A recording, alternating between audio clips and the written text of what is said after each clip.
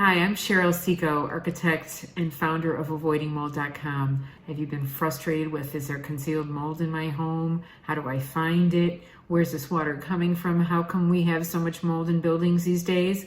Well, this course is going to go over all the ways that our buildings get wet, how building materials may or may not matter, the building materials themselves, and also the building as a system.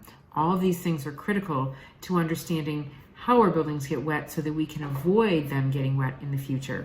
So in this course, we go through all those mechanisms so that we can start using our own analytical thinking to diagnose our buildings or keep our new buildings from getting wet. And near the end, I go over my top 10 defects that I've seen over and over again that are easy to identify once you know what they are, and easy to avoid once you know how. So there's a whole module on condensation because that is one of the leading causes of concealed mold that people don't think about.